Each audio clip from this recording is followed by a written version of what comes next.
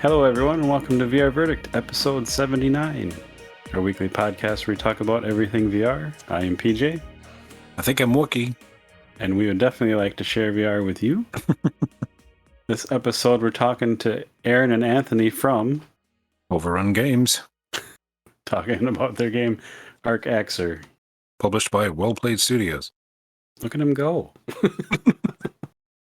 Check out their game. There's links in the show notes. It's a third-person RPG game until you get into combat, and then you go first-person in VR and move your body and use melee weapons, ranged weapons, and magic. All kinds of fun. It's a really good game. I dig it. There's good exploring in the overworld.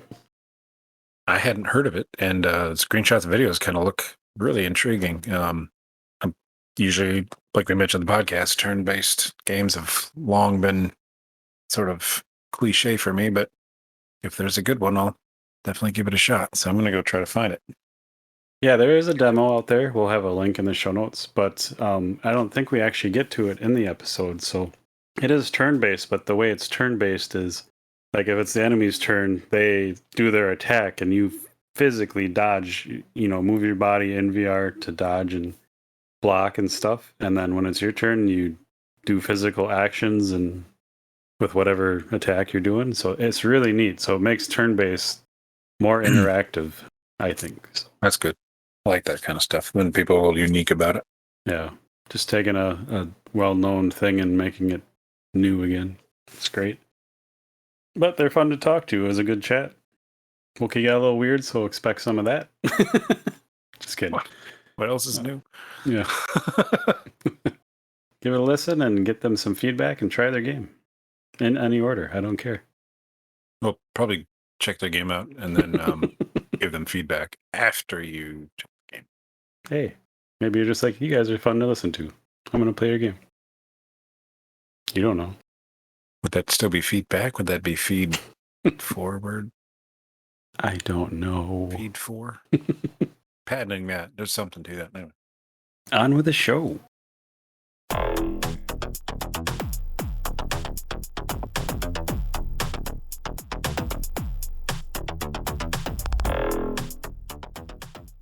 Well, Aaron, Anthony, this is Wookie. Hey. Aaron and Anthony are working on the game Arcaxer. Is that how you pronounce that? It's always going to trip me up. Yeah, that's about right. Everyone has a hard time with it, but everyone also pronounces it right. It just doesn't it doesn't feel right. It's a made-up word. You can say it however you want. Arcaxer. Yeah. That was okay, maybe not like that. My first question was, where did that word or name come from? So it's a combination of the word arcane and like hacks with an X, because the main power in the game is called hacks. So we kind of mushed them together to make this made-up word. Nice. Well, our general vibe is pretty strongly late 90s anime. So hacker leap culture definitely fit in there pretty well. Got hack. Sign. So for those listening who maybe haven't seen or played the game, what would be your quick description of it? So basically, it's a turn-based RPG with a third-person overworld. So in the overworld, you explore with like a god view, where you're kind of looking down at your character and everything kind of feels like it's diorama-sized. You explore procedural dungeons, and then inside the dungeons, you fight enemies that will throw you into a first-person combat scene. And then combat plays out in turns, where on your turn you do like motion gestures to fire your spells or hacks in this case. And then on the enemy turn, it kind of turns into a 3D bullet hell where the enemies shoot lots of bullets at you and you have to dodge them. Yeah, we got into VR kind of later in 2018, and this was actually one of the first games I ended up playing. Oh, really? And I was like, holy crap, what the hell is this? Like, I didn't know what it was. And I'm like, I was really shocked and blown away. And I'm like, oh, that's really neat. And I'm like, I'll give that some time, because it was like, probably. That would have been very early on, yeah. Yeah. I'm like, that has a lot of promise. And then, here we are now, and I've been playing it a while, but yeah, it's really neat how the overworld, like you said, you're in God mode and you're kind of exploring. There's stuff to do, and then you're just crawling around in the dungeons. And then I thought it was really unique how, and when it came time for the battle, you're in first person and you actually get to move around and dodge, which is nice. A nice use of VR. So you kind of do 2 or 3 different things all together. I just thought it was really unique. Yeah, thanks. I think that's really cool that it was one of your earliest VR experiences. I feel honored. Yeah, I remember again, it was alpha stage, so like you had like the text in there, but I was so new to VR, I'm like, I don't know what the hell I'm doing. Like I'll come back when I know what I'm doing. I'm glad I did, because you guys are, like we mentioned earlier before we started recording, you're working on a pretty sizable update, it sounds like. Mm-hmm. Yeah, this is our first major, what I'm calling our post story content patch, which will be its whole new dungeon area and sub story. And, pretty excited to finally get that out there. Nice. So, is it the 2 of you working on it, or do you have a couple more people, or what's the? So we're basically the two main people working on the game. I do most of the programming, and Aaron does all the 3D art. We do have other people kind of jump in from time to time. We have people.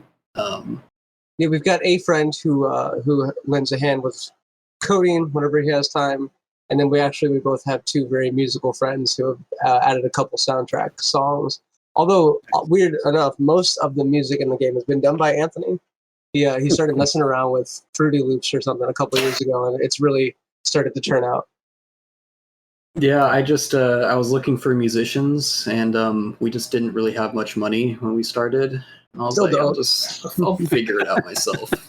And I got the free trial for Ableton. Eventually bought it, and I was like, you know what? I can make some loops. I'm a music boy now.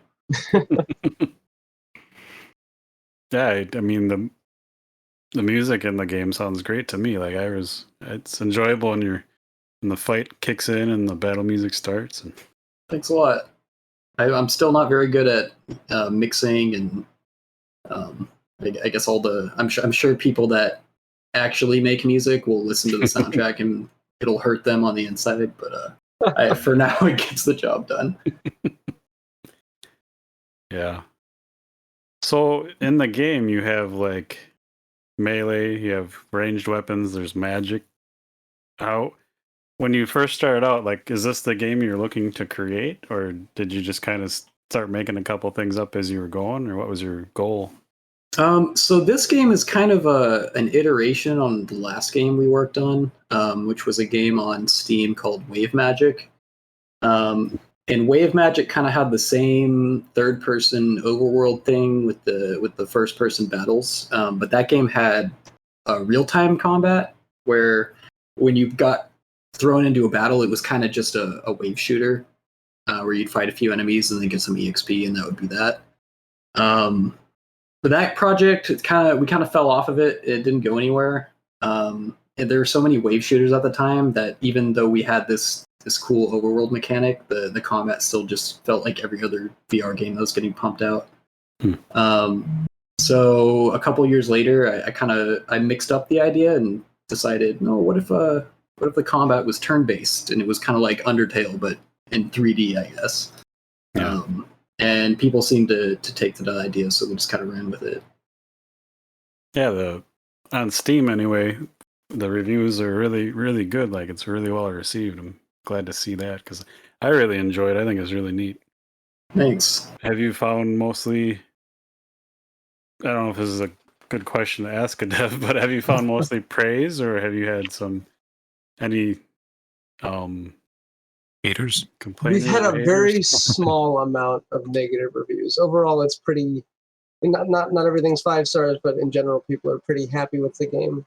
Especially because Anthony really made something different. Because Wave Magic was not different, and this one is very different. So people have been happy to see that at least. Yeah, I've actually been pretty happy with the reception. We, like Aaron said, we have had a couple people have issues with it, but I mean, overall, like I haven't seen anyone be really critical yet, which Nice. I'm excited for the point where hopefully the game gets popular enough one day that I can watch an hour-long video essay on why my game sucks. I'll watch You've made it. You need I'll like, comment, and subscribe for sure. I will say we kind of started really getting into this at the beginning of COVID, or the thing that we don't say. I'm not sure what your policy on that is. Whatever. We encourage everyone to be themselves and talk however you want. Okay. So We've had our Discord set up from the beginning, and then we started off on SideQuest, which is probably where you got that first build. And people started joining the Discord, and we've been able to get real-time feedback on like everything. So while, people have a lot of problems with this, that, and the other, they tell us quickly in a very friendly way, and we're able to feel it out. It's been helpful. Sure. Yeah, it would be interesting if there was some metric to like, with the creation of Discord and that kind of, having your own Discord, how much that's really changed game dev. 'Cause you hear the same thing from every dev, like just people find you and they help you develop, whether they're good about it or not, or nice about it, I guess, or not. But in the end, it's all feedback, and he just helps you make the game better. But Absolutely, yeah. there used to be like comment boards and stuff like that, but it wasn't like, the developers weren't as accessible, especially as they are in VR, it seems. Mhm. Just kind of crazy when you think about it. Yeah, we were just talking about that. I don't know how to develop without that anymore. Even the negative things and neutral things, the mundane things. It's very nice to have that kind of relationship. I just can't believe how helpful our Discord community has been throughout the entire thing. It takes so long to QA your own game and play through everything, and I can release an update, and I'll have 5 to 10 people playing through everything over again to test everything, and without them, the game would be 500% buggier than it is right now. Yeah, it's I can imagine, you have a couple friends and they play it, but they're just nothing but nice to you, and it's like, that's not very helpful. Mm-hmm. Definitely. So with the game itself, like, do you guys have like a set time that you look to like work on and improve it? Because I'm always intrigued by VR, because normally in a normal gaming world, like the flat world, like a game comes out, you get some DLC, and then they're on to the next one. But VR, it's like, I don't know how they do it. Developers just continually add to the same game like for years, it seems. So, well, I think part of that has to do with the fact that there's just less games for VR. So I feel like as a VR developer, people will stay attached to your game a little longer than they might be attached to the flavor of the month game on Steam or whatever. Yeah. So because you're maintaining that player base, you can stick with the same game and keep updating it for a little longer than you might be able to a flat game. Plus, a lot of the VR games are a little more open-ended from the beginning, just because it is a lot of people like us. There's always room for a new mini game or extra world or a new whatever Rec Room's doing next. So do you have like a roadmap in mind where you're like, this is when we hit this, we're gonna do something else? Or so yeah, our plan right now is for sure we're going to finish this big casino update. This is kind of our big project right now, and then after that, I actually wanted to kind of play around with multiplayer a little bit, because I know that's a big feature a lot of people wanted us to try. And now, when I started working on this game, I didn't have a lot of experience with multiplayer, but now through my job, I've done a few multiplayer projects since then, so I feel more comfortable actually starting work on something like that. So I feel like that might be something that could really revitalize a lot of interest in the game. So, in my opinion, it'd be worth it to keep working on the same project for that. Yeah, depending on the reception of the casino patch, we would definitely be happy to just keep doing more side questy content on top of it because I like what we've made here. Hmm. I'm just trying to picture like Wookiee beside me in the game when the battle's going, dodging stuff. I'm freaking Yeah. out. What's going on? How much friendly fire do we allow, I guess, is the Yeah. real question. Can I AoE and can PJ be right in the middle of it? I feel like that's a necessity. Yeah. I think at this point we have to, yeah. Very much into the what's the term? The pseudo co-op where like he lights me on fire and I run into the crowd of enemies and make it work. Once we've figured out every aspect, we usually even punch it or something. Yeah, I noticed you put detonate on me. I'm gonna explode in 3 turns. Yeah, this is how I maximize my DPS. This is fun. Yeah. PJ's claim to fame, we used to have a bunch of people playing like GTA online, and everyone would be driving around, and you just see these blinking red lights all over people's trunks. They couldn't see it from their view. And the first person of them would just be like, "Why is there a blinking light on my car?" And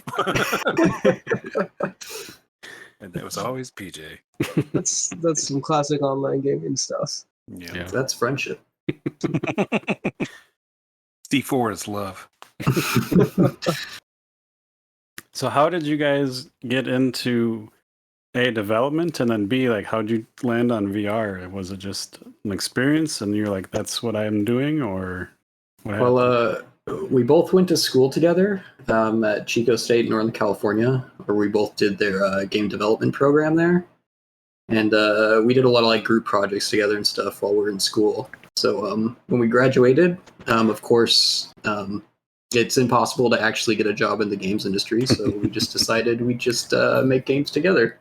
Nice. So that's kind of how we started working on projects together. But as far as VR, it goes all the way back to 2015 when I tried out the Oculus DK2 for the first time. They revealed it at the Game Developers Conference for that year, and they were showing off, I think it was Eve Valkyrie. And I didn't know what VR was. I'd never tried it before, but I got in line for that demo, and I sat down and they put me in there. And like I personally am like terrified of things like roller coasters and rides at parks and stuff. Like I'm a real baby when it comes to any kind of ride. So when they put that on my head and the ship like launched out of like the launch bay, I was like grabbing onto the chair for dear life. Like I was absolutely terrified. And I got out of that experience and was just like, wow, this is the future. This is amazing. And I ordered a development kit immediately off their website and have been doing VR stuff ever since. Nice. Was that the year everyone got pink eye? Yeah, that was the year. Did you escape it? Yes, I didn't get pink eye, luckily. Good work. It was meant to be then. I got one of the good headsets. No, I don't remember the pink eye story. What was this? So Go ahead. I guess the first GDC where VR was really everywhere. There was no hygiene standards yet, so they weren't using like the face covers or anything. So I guess someone had pink eye, and then everyone else had pink eye. Oh. We went to VRLA a couple years ago, and everyone had their own heads or their own eye covers, and we were all wiping the headsets down every 3 seconds. It was like COVID before COVID. Yeah. Yeah, sometimes conventions do that to you. It's worth taking those extra steps. Yeah. I am now a germaphobe. That's just like imagining that it's just like one of the first legs for VR, and that's what happens. Yeah. Puts that bad taste in everyone's mouth. Like It was an interesting introduction for sure. ugh. Not to mention, no one knew what they were doing with the VR at the time. People would like quote port their game to VR by just turning on stereoscopy on their camera and being like, "Yeah, that's VR now." And just you're playing some third-person game where the mouse swings your camera wildly left and right. Barfing. Yep. Conventions, though. I went to an anime convention in like, I don't know when this was, 2002 in Florida. And there was this sparsely dressed kind of burlesque lady, I want to say. Okay. in kind of lingerie underwear. That was her costume. And she grabbed some it might have been Pikachu or something off, like a big Pikachu stuffed animal off the rack of some dude's shop, and like rubbed it in her cleavage and said, "Some lucky fanboy's going to be, rubbing up on that tonight," and handed it back to the guy, and then she walked away like she's, like, I'm the queen of the whatever. And I don't remember, my brain made this up and like he should throw that away, or if he actually just sort of like set it aside and like just hope nobody was looking, but that went in the trash. Like, you don't. People don't want to touch other people. Somebody got pink eye from Pikachu there.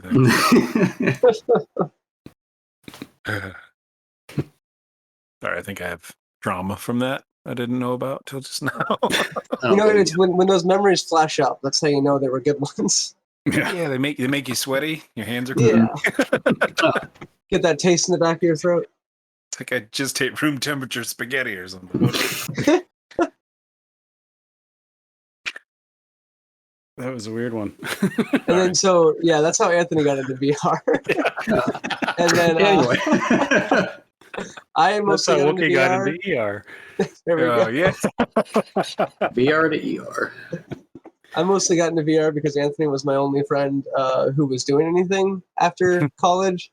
A lot of my friends were just kind of coasting. A few people got decent jobs doing boring stuff. And then Anthony was like, "Hey, you want to help me make this game?" And I was like, "Heck yeah. I got nothing else going on." Aaron's opinion for the longest time was VR is a gimmick, but I got nothing else going on, so I guess I'll do this. And that hasn't changed, but I still like it. Still? You know what? He's making art for me. He can think it's a gimmick as long as he wants. I do, as a narcissist, it is a really fun way to enjoy what I've made. 3D on a flat screen is one thing, but 3D in VR, it does make you feel a lot cooler. He just sits there in VR and admires his own art. The first time I ever played our first game, I just let the little monsters come up and murder me because I was very excited. They're like your little children. I made each and every one of you. Basically, and then that was back when we had an effect that turned the screen black and white and then floated you up when you died. So I almost threw up. That was a fun day. Oh yeah, I almost forgot about that. That was not the best call, but I liked it. Nice. Is that are we still talking about? Shoot, I thought I wrote. What was the game you mentioned before? Your first game? Wave Magic. Was that game, or are we talking? That was it. Yeah. Yeah, that was in Wave Magic. Okay. When you died, you would like slowly float up into the sky, like your ghost was going to heaven or something. Which That sounds cool. Yeah, it was sounded cool. Apparently, people didn't expect it, so they just start freaking out. Once you got used to it, it's okay. But yeah, there was always that panic jump. Yeah, Is Wave Look down Magic at still available? yeah, you can still get Technically. it. It's still technically in early access, as it will be for the Nice. rest of history. I definitely recommend just playing the demo for Arcaxer.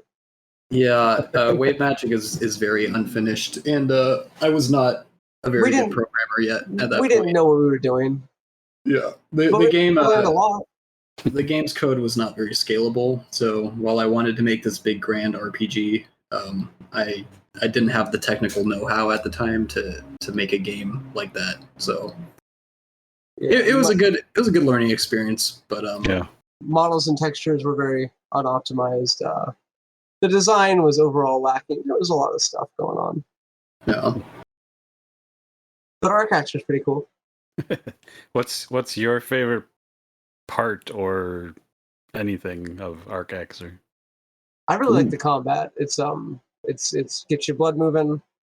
It's a little scary sometimes, and you get to shoot people, which is discouraged in most situations.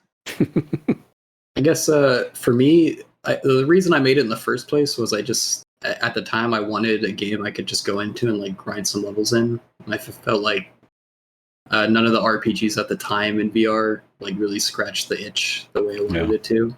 So I don't know. I just like having a VR game where I could just go in and watch some numbers go up, I guess. But you really can't discount the core workout either. It's like a session of hot yoga. It's it will make you sweat.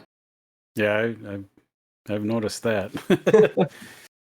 How many? I I don't know how much time I've put into it, but I've played it quite a bit. How long or how many areas are there, or is it just kind of meant to keep going on and on?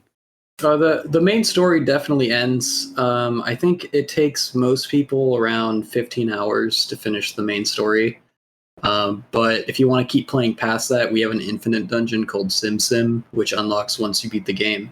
And then that dungeon keeps scaling infinitely upwards, so you can keep playing forever if you want to. I mean, and we have had people in our Discord get to like floor 300. It's brutal to watch. And they'll send us like not only do the numbers for the enemies go up, but like the speeds of their attacks do too. And they'll send us videos. Like I've not played those floors nearly as high as they have, and I've seen videos where like the enemy will attack and their attacks are so fast that you can't even see them. And somehow our players they just know the pattern. So like you'll see the attack icon pop up over their head and they'll just move to like some location where they think they'll be safe. It works more than I would think. Yeah. Yeah.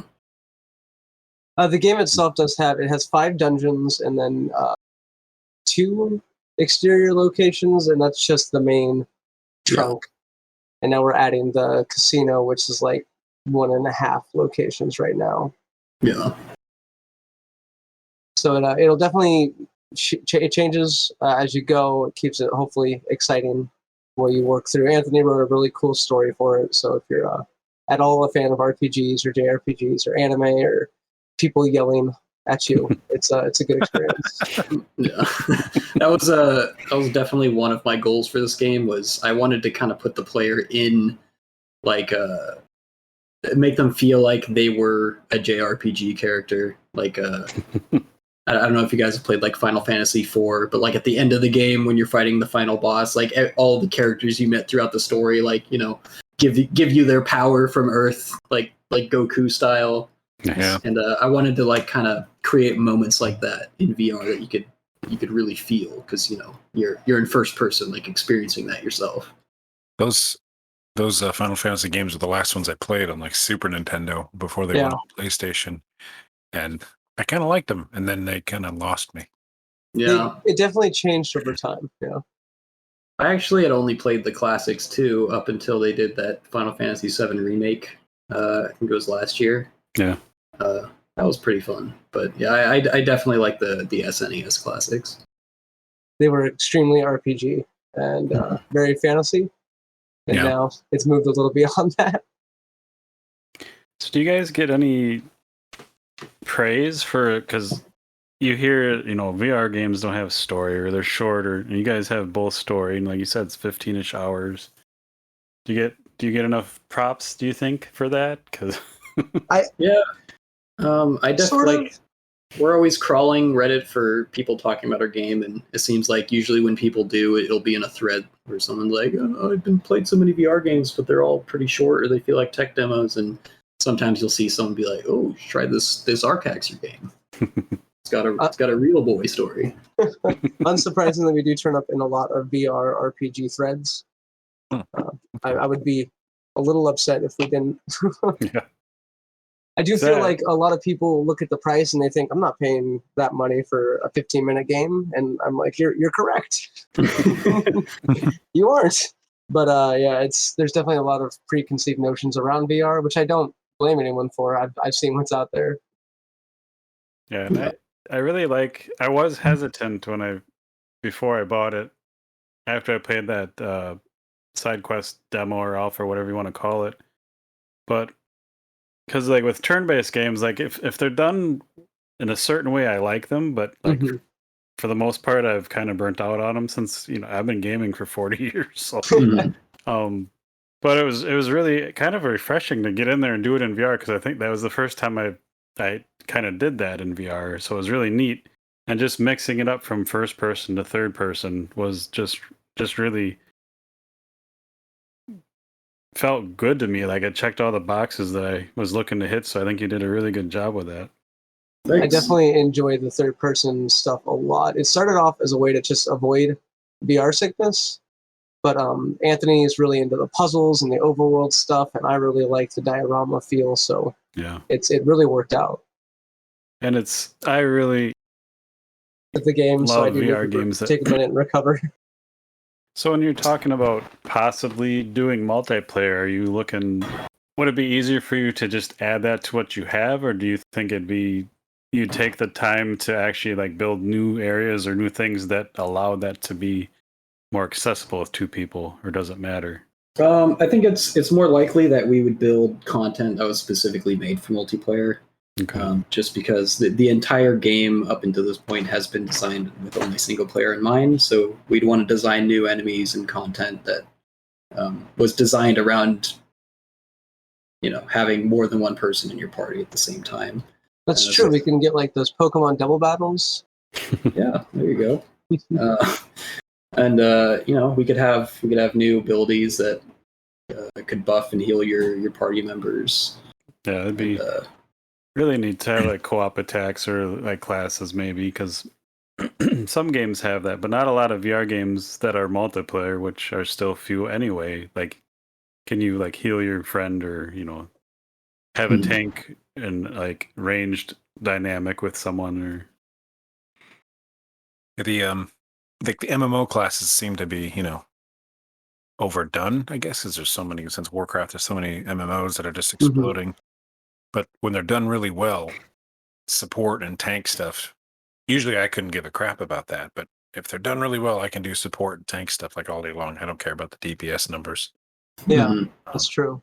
So especially the way Anthony designs combat, I think we're going to be able to make some really fun 2-player 1-2 punch combo things.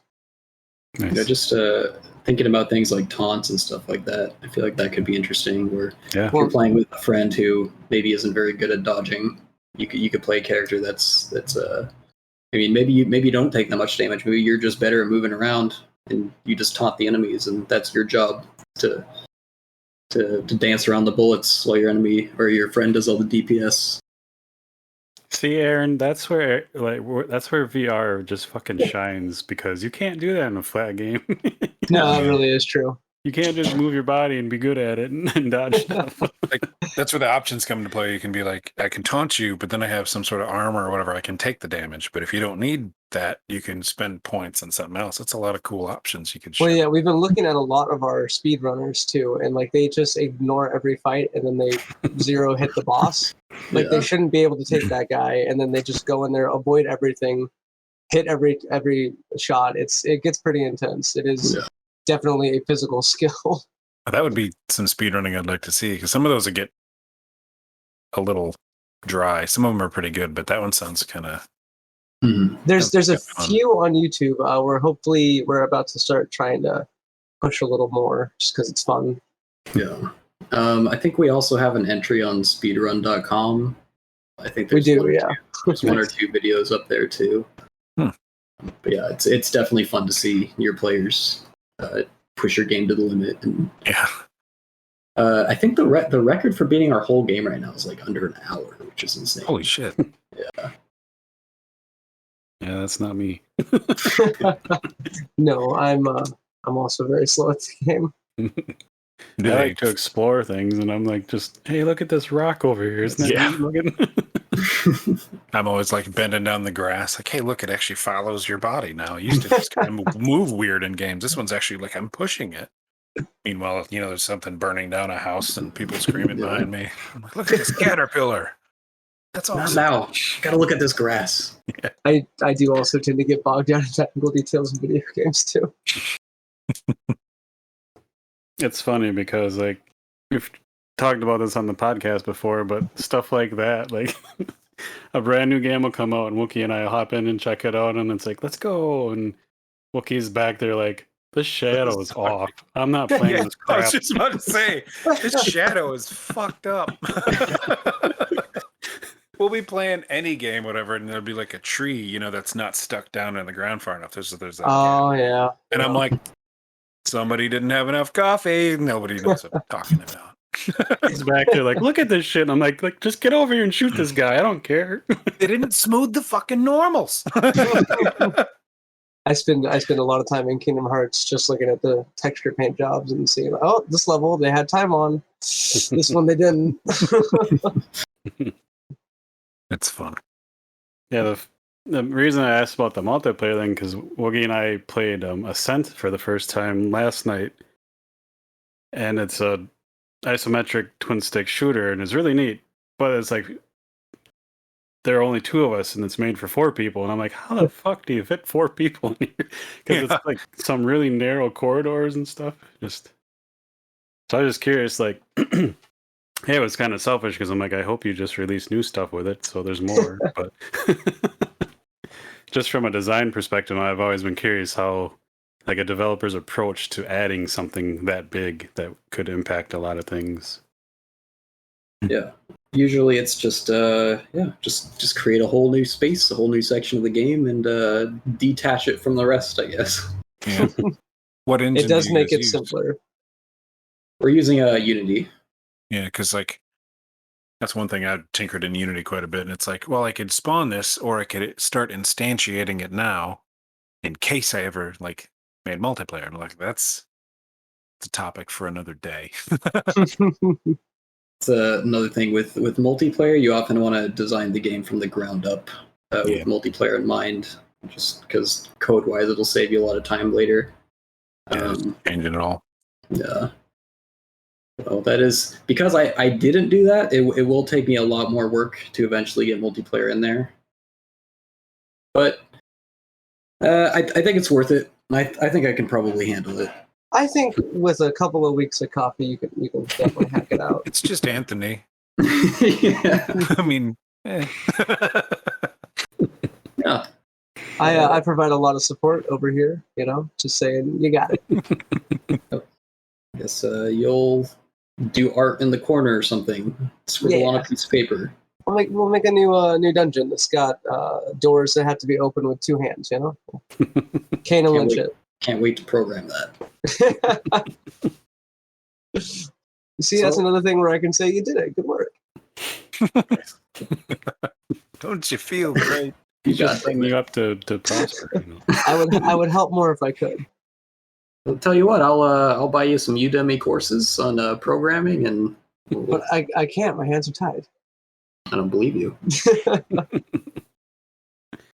So, with the 5 dungeons, obviously I've played a couple of them. Honestly, I don't know where I'm at in the game. I think I'm halfway.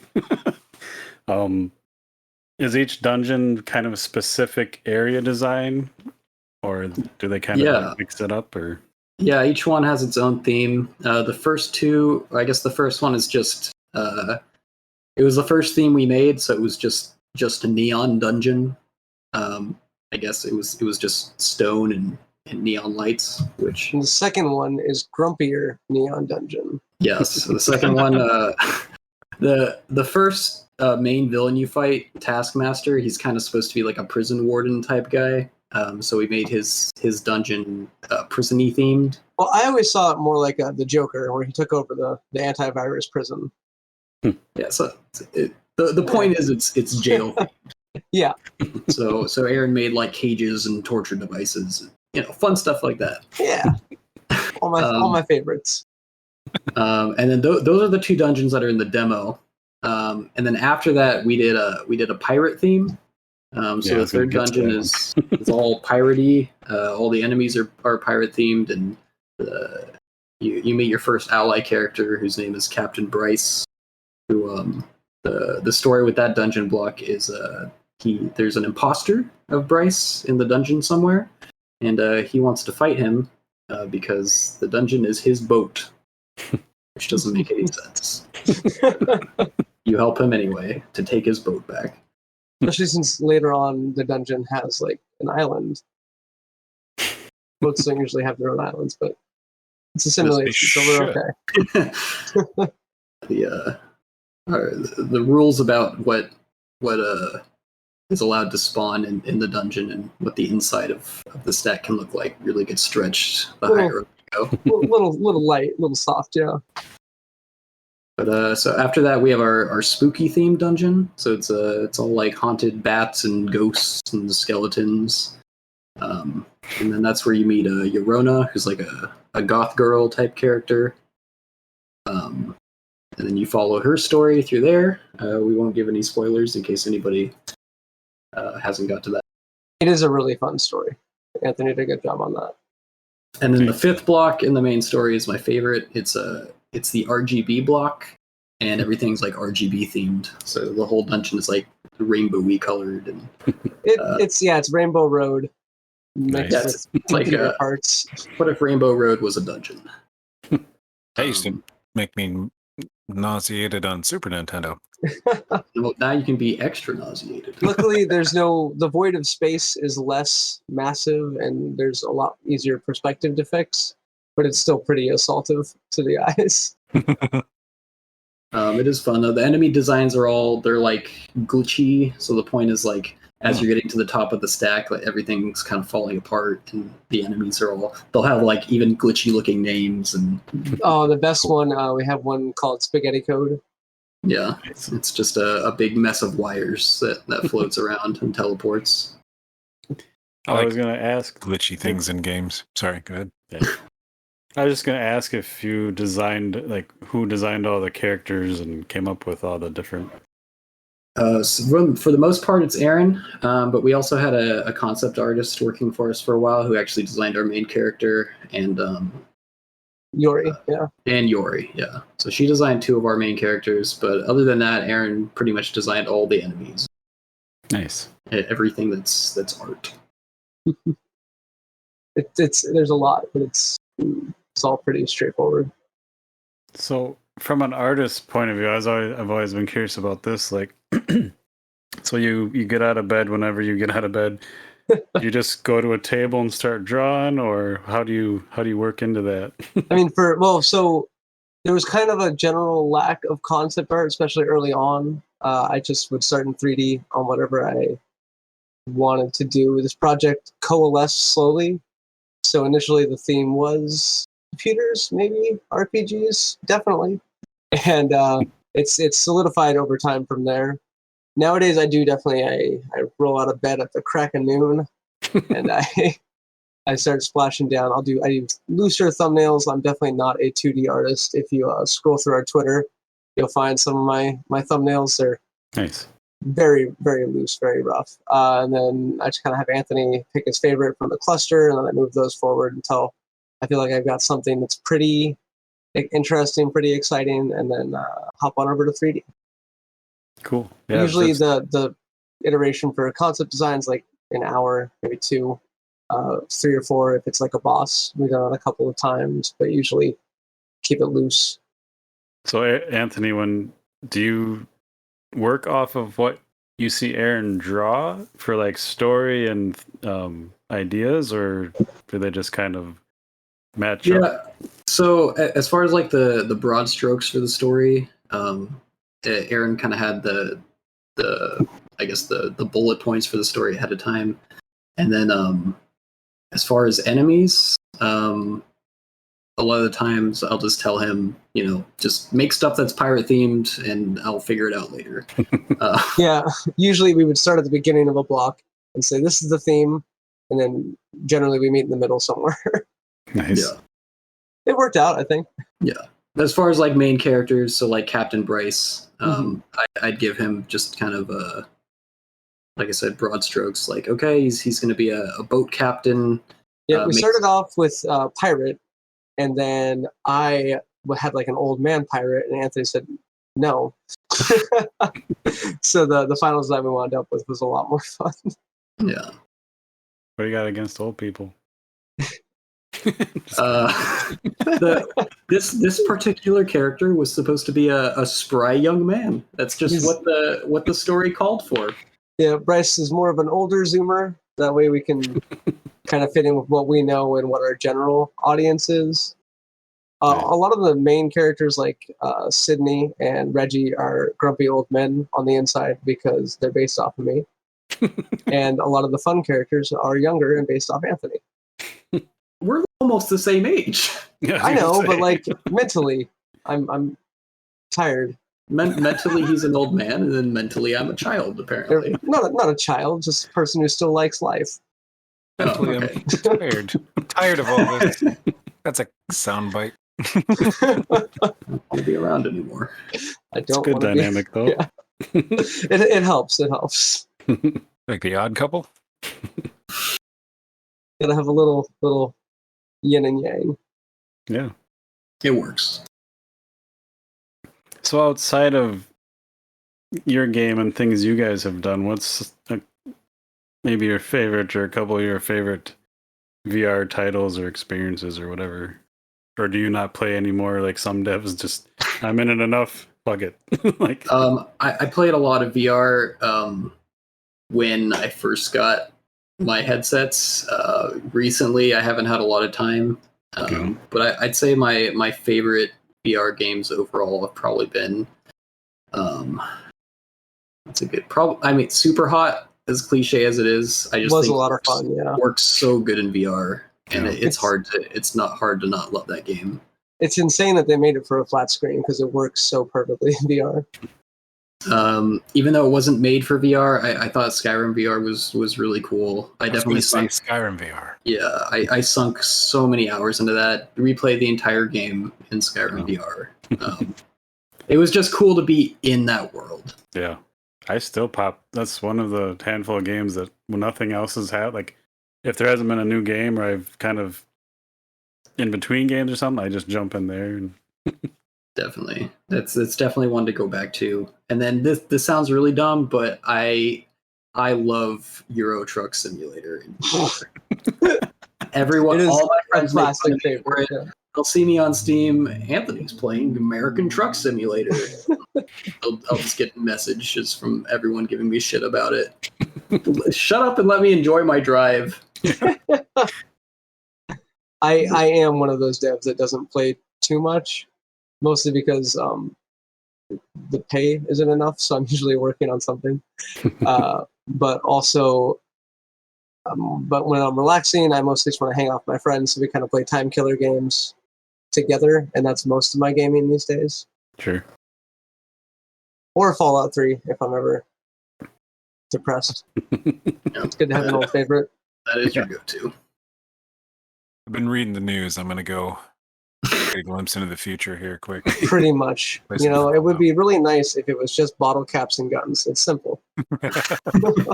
Are you storing bottle caps yet? You know, I've got a cache somewhere, but I'm not telling you. Fair. But to the point of Skyrim, like Fallout 3 in VR, like I played Fallout. I played a couple of them. Then Fallout 3, I was like kind of burnt out. I didn't touch it till VR came around. I'm like, I think you're thinking I'll of jump Fallout back 4. in. Or Fallout 4, sorry. Yeah. But yeah, it was just like, just to be in that world, like you said with Skyrim, was like, holy shit. It's pretty epic. I know, Anthony, you played a bit of Fallout 4 VR, right? I've only played Fallout 4 on the flat screen. Oh, okay. But I heard it's pretty good. It was kind of janky when it first came out, but I heard, especially with mods, it's pretty good now. Yeah, you need Yeah. that. Like, I tried Fallout 4 when it came out, and I was like, hey, it's solid. And then the dog meat dog, like, went invisible permanently, but started pulling everything. And then there was, like, the Brotherhood of Steel quest. That, like, the whole quest line was bugged, and everybody knew about it. Yep. And just butchered the game. And I try not to Google anything. Yeah. Unless it's like, I think it's a bug. And that's Yeah. the only time I would look stuff up. With Bethesda games, I have Google open, like, on my phone, ready oh, to yeah. go. You gotta be aware because they'll find you. Yeah. Luckily, And that I game hated the first Brotherhood anyway, so. I didn't get a chance to get to know them. It's like, I can't finish this. I'm pretty addicted to my additional screens, so I don't get into VR too much. I mostly do play Arcaxer when I am playing VR because I feel it's fun and it's nice to see all the hard work Anthony's put into it. And I gained some COVID weight, so it's good to get moving. So as developers, I'm always curious as well with this, like with all the headsets and the new technology coming out, are you guys like really into that, or you could care less? You're just looking to work on your game, or where do you stand on that? I'm definitely involved in reading up on what the latest and greatest is. I feel like I'm pretty happy with my Quest 2 right now, though. Yeah. So I don't know if unless the Quest 3 or the Quest Pro or whatever they're working on is a really big jump. I don't know if it'll be exciting enough for me to want to pick it up. I gotta say the PSVR 2 looks really cool. I'm pretty excited about that. It's might make me buy my first ever PlayStation when that comes out. I'm usually not a console gamer, but my girlfriend has the PS5, so I think I might just have to pick one of those up. I'm kind of in a similar boat to Anthony. The Quest 2 is just it's everything I wanted. 6 degrees of freedom, pretty decent FOV. It's affordable. It's powerful enough to run my games, so that's really all I care about. Yeah. But I do, through osmosis, by talking to Anthony, being friends, I get more information than I used to get on tech, and I am happy I'm keeping more up with it. It's definitely interesting, just seeing all the weird advances they can cram onto a human face. I do like to nerd out on him and be like, oh, this new headset, 120 degrees FOV, it's going to be awesome. I'd be like, I don't know what that means. And then I reply sarcastically, but over time, I've learned what those words mean. So The more you know. One day I'll get Aaron to actually like guitar.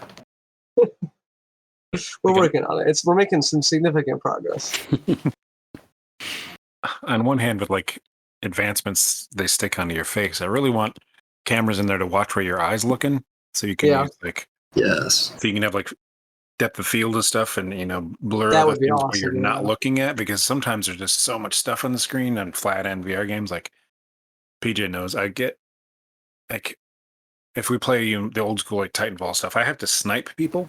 And I'll get sick with the frame rate's weird because like my brain, like my eyes are soaking in all those pixels to be able to like follow somebody in a full-on run and just snipe them in one shot, and then I'll get like a headache because my eyes are just like staring at those pixels.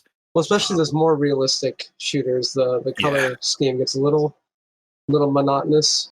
Yeah, and my eyes do start to get tired. Yep. Eye tracking is definitely going to be huge for developers, just because I think, honestly, graphics in VR games will have much better potential to look even better than flat screen games thanks to eye tracking, just because that is going to be a big you'll be able forward. to just render exactly what you're looking at. Yeah, blur everything else where it would help so much with storytelling and everything else. Mm-hmm. Like put it in there, but also don't put any cameras on me that you don't need. Yeah, enough cameras, but use them for the good of mankind. I don't. So, speaking of, my favorite is when you're setting up the Room Guardian on the Quest 2 and you can see your room in janky black and white. Like that's got horrifying implications, but that is the most we are in the future moment that I've had. Yeah.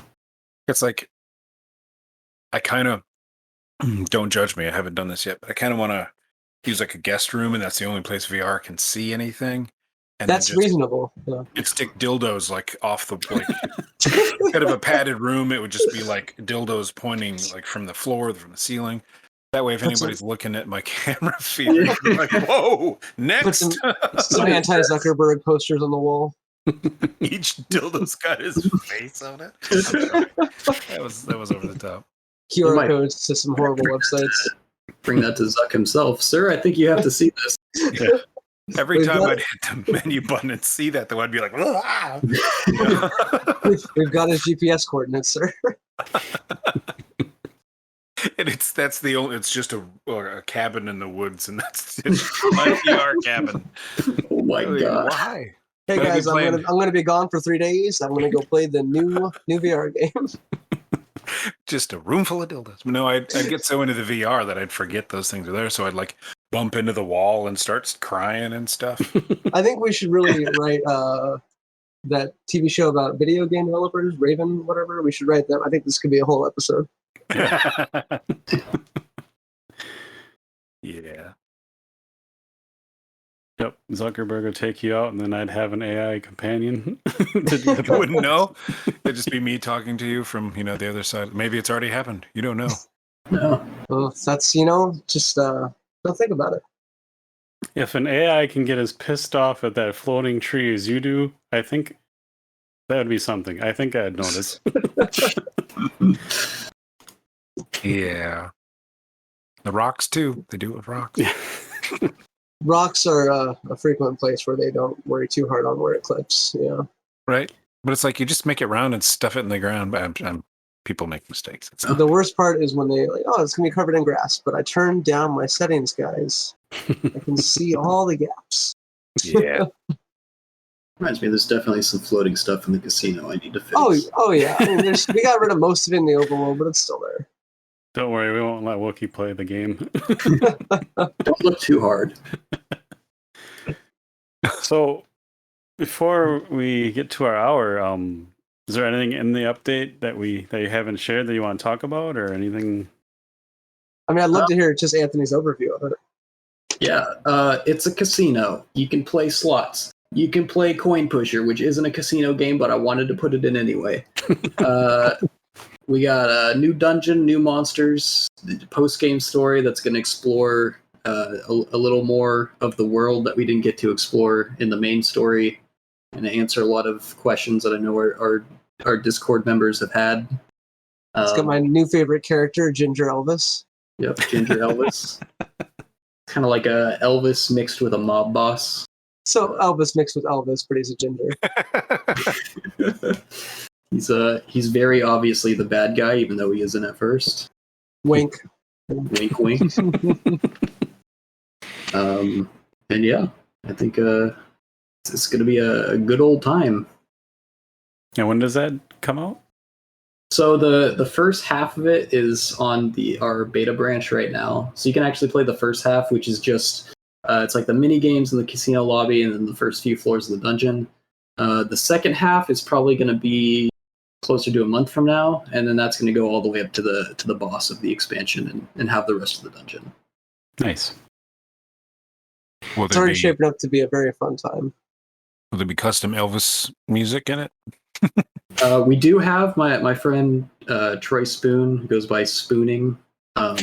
This is his artist name, who's doing all the music in the casino. He's doing kind of like I don't know how you explain, like a jazzy kind of lounge music, yeah. Lounge music that turns into like EDM when you go into the dungeon. Nice. Not to go off topic, but turn-based and the lounge music makes me think of Earthbound. Oh yeah. Anthony hasn't played it yet. I haven't. I've played it a lot. I'm a RPG heathen apparently because I haven't played Earthbound. Well, then I haven't beat what's the Earthbound clone that everyone loves? Undertale.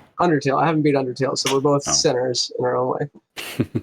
We played Undertale, but I remember like PJ showed me Earthbound way back in the day, and I was like, I can't stop playing. The dude's got a bicycle. It's never like that's an interesting selling point. Yeah. Like if Link had a Zelda and a Link to the Past, I'd be like, what? Walking everywhere? I still have a guidebook for Earthbound that had scratch and sniff. Oh, those things are actually worth some money. They still smell really good. There's like a pizza one. I occasionally do a deep dive on Earthbound's history. They have such weird advertising, and just everything about it's a lot of fun. So I'm going to make Anthony play it soon. I miss that shit. I'm going to Clockwork Orange him. Yeah, I got a cabin, We're going to take you to the VR cabin. Take me to the dildo cabin and make me play Earthbound. There's plenty of distractions, but you'll get over them pretty soon, and then they'll be old news. Nothing but Earth. Well, guys, I really appreciate you taking the time in your busy schedules to talk to us. It's been fun. Yes. I hope you enjoyed it. And I really did. Yeah. I did. I often think I should give the guests a mute button for Wookie when he gets weird on us, but I think we all kept around the same level. Yeah. You're usually the straight man, PJ. I don't know what's wrong with you. But yeah, I not just saying this because you're here. I say this to every guest normally. I really like the game. I enjoy it. Like I said, it was one of the first things that I got into, and I was like, this is sweet. So thanks for your hard work, and thanks for keeping it going, because I can't wait to finish what's there and then get into the update. Absolutely, yeah. Click that beta brand. Definitely. Thanks for having us on. This has been a great break in the middle of my bug fixing day. Anytime too, if you have updates or just have things to talk about. Definitely, yeah. Once we start I've getting enjoyed towards it. the end of this, I want to try and do another round of reaching out. Sure. Thanks for having us on this time, and hopefully you still like us tomorrow. Oh yeah. All right, guys. Thanks a lot. Absolutely. Take care. Yeah. See See ya. ya. Ciao.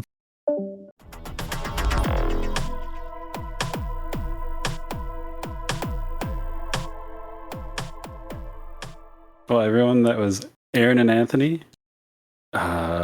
We never got their dev team name, but their studio name. I just had it. We're really good at this podcast thing. We've only been doing it for a year and a half. But anyway, they're working on their game Arcaxer.